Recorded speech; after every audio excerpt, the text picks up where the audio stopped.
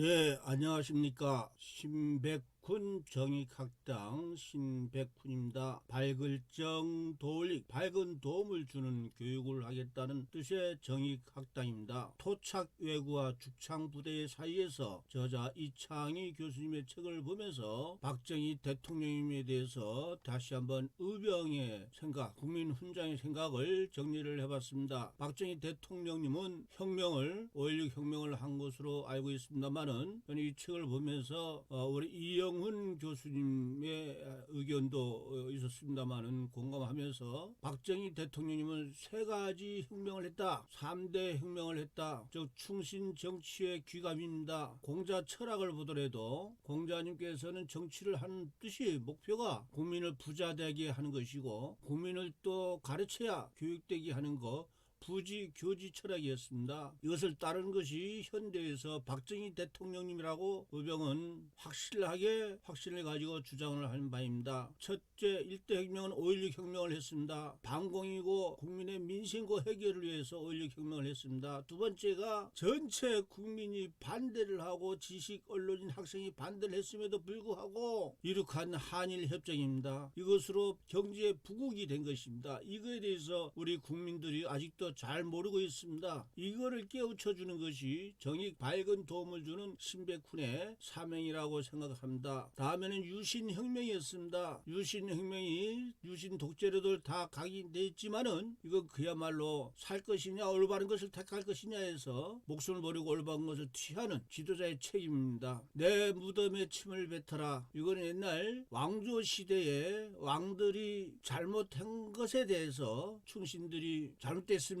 고쳐야 됩니다, 그럴 적에 왕들이 자기 뜻이 안 맞으면은 무조건 사형하고 그랬습니다. 그때 충신들은 죽여주십시오, 그러나 제 말을 들어주십시오, 그렇게 했던 것이 생각이 납니다. 3대 혁명, 5.16 혁명, 한일협정, 유신혁명, 3대 혁명 때문에 우리나라가 지금 세계 경제 10권 이내에서 군사력은 6이고 그렇게 돼 있다는 것을 우리 국민 여러분 아셔야 되겠습니다. 그래서 박정희 대통령님의 한일협정, 한일국교 정상화 담화문을 그때 당시 65년도에 발표를 했습니다. 그 요지와 또 전문을 박정희 대통령님을 생각하면서 전문을 낭독을 해보겠습니다. 박정희 대통령께서는 협상을 타결할 수밖에 없던 상황과 이유를 설명했습니다. 우리의 원통스러운 과거의 청산, 호혜평등, 협동, 전진의 앞날을 다짐하는 것이다. 그리고 청구권 문제, 우리 어족 자원의 보호, 100만 어민의 장래 보장, 협정 문제, 그리고 일본에서 정당하게 대우받지 못하고 있는 60만 재교포 문제, 우리의 귀중한 문화재 돌려받는 문제들을 해결하기 위한 것이고, 특히 중요한 것은 우리 대한민국 국민들이 피해의식, 열등감을 버려야 한다는 것, 일본에 대해서 자신감을 가져야 한다는 주장을 했는데 당시 국민들이 가슴에 와닿지는 않았던 것이죠. 그럼에도 불구하고 박정희 대통령님은 담화문에서 일본에 대한 두려움을 극복하자 국교 정상을 발전의 계기로 삼자고 제안을 했습니다. 철학과 소신에 담겨있는 담화문은 오늘날에서도 많은 것을 가르쳐줍니다. 현재의 시각으로 보면 그때 당시에 엄청난 반대와 저항을 무릅쓰고 체결한 당시 조약이 결과적으로 올바른 선택이다. 그 증거는 지금 현재 세계 10위권 이내 경제 강국으로 성장한 한국의 위상 아니겠습니까? 그렇게 한일 협정을 정상화를 하지 않고 외자 유치를 못했으면은, 그리고 수출 주된 경제 정책 추진하지 않았다면은 우리 대한민국의 고도 성장은 이루지 못했을 것입니다. 자, 그러면 지금부터 박정희 대통령의 특별 당화를 통해서 국민의 협조를 호소한 전 내용을 박정희 대통령을 생각하면서 전문을 낭독을 해보겠습니다.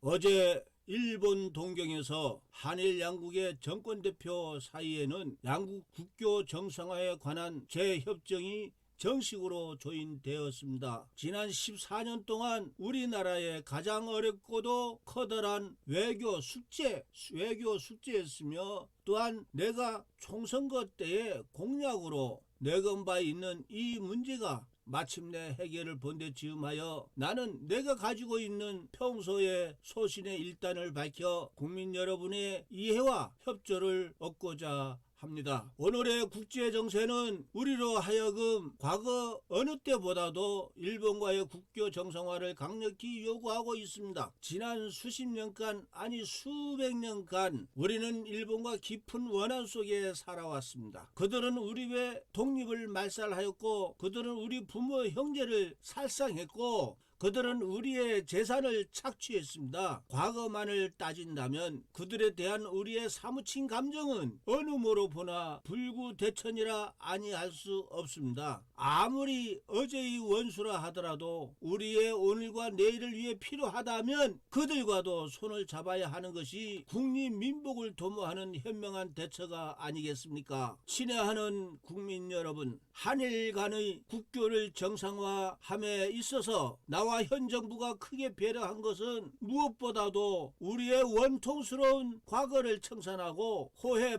평등, 협동, 전진의 앞날을 다짐하는 기본 관계의 설정이었고, 다음으로는 대일평화조약에 규정된 청구권 문제, 한국연안의 어족자원 보호와 100만 어민의 장래를 보장하는 어업협정 문제, 일본 땅에 버려진 채 정당한 대우를 받지 못하고 있는 60만의 재외교포의 처우 문제, 그리고 우리의 귀중한 문화재를 돌려받는 문제였습니다. 물론 이러한 문제가, 여러 문제가 우리만의 희망과 주장대로 해결된 것은 아닙니다. 그러나 내가 자신을 가지고 말할 수 있는 것은 우리가 처해 있는 재반 여건과 선진 제국이 외교 관리에 비추어 볼 때 우리의 국가 이익을 확보하는 데 최선을 다했다는 사실입니다. 한일 양국 간에 있어서 새로운 역사가 시작되는 이 순간에 우리가 깊이 반성하고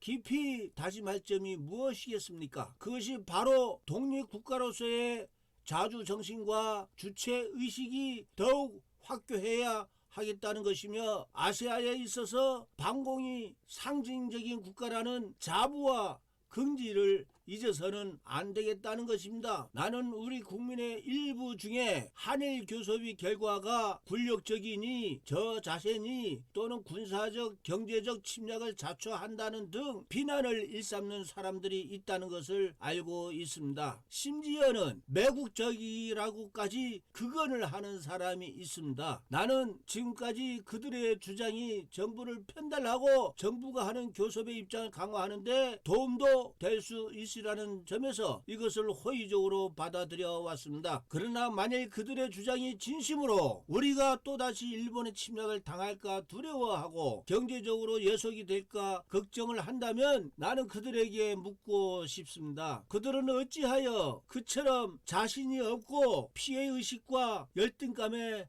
사로잡혀서 일본이라면 무조건 겁을 집어먹느냐 하는 것입니다. 이와 같은 비굴한 생각, 이것이 바로 굴욕적 자세라고 나는 지적하고 싶습니다. 일본 사람하고 맞서면 언제든지 우리가 먹힌다 하는 이 열등의식부터 우리는 깨끗이 버려야 합니다. 한 걸음 더 나아가서 이제는 대등한 위치에서 오히려 우리가 앞장서서 그들을 이끌고 나가겠다는 우월감은 왜 가져보지 못하는 것입니까? 이제부터 이러한 적극적인 자세를 가지고 나가야 합니다. 따라서 한마디로 하늘 깊고 정상화가 앞으로 우리에게 좋은 결과를 가져오느냐 불행한 결과를 가져오느냐 하는 관건은 우리의 주체의식이 어느 정도 건재하냐, 우리의 자세가 얼마나 바르고 우리의 각오가 얼마나 굳으냐에 있다는 것입니다. 나는 이 기회에 일본 국민들에게도 밝혀둘 말이 있습니다. 우리가 그대들 간에 이루어졌던 불행한 과거를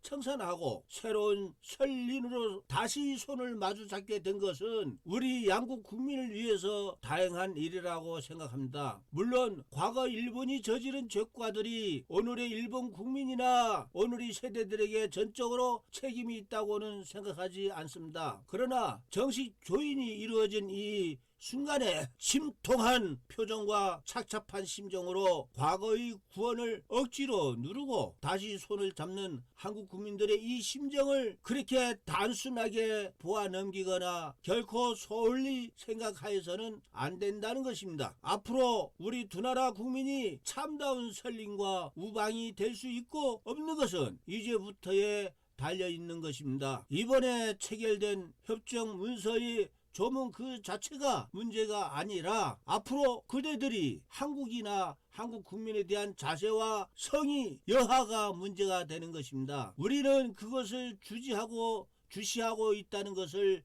명심해야 할 것입니다. 친애하는 국민 여러분, 이제 남은 절차는 국회의 비준입니다. 물론 국회는 국회대로 충분한 논의를 하겠지만 국민 여러분께서도 특별한 관심과 참여의식으로 이 문제의 마지막 매듭에 현명한 판단과 아낌없는 협조가 있을 것을 나는 확신해 마지 않습니다. 1965년 6월 23일 대한민국 대통령 박정희, 제가 대신 읽으면서 박정희 대통령님께서 정말 나라의 주인이신 국민을 옛날에 임금이나 왕같이 모시는 충성스러운 신하로서 충성된 정치인으로서의 그 마음을 느낄 수가 있었습니다. 시청자 여러분들께서도 이 전문을 한번 소리내어 읽어보실 것을 간곡히 제가 요청을 권유를 하는 바입니다. 감사합니다.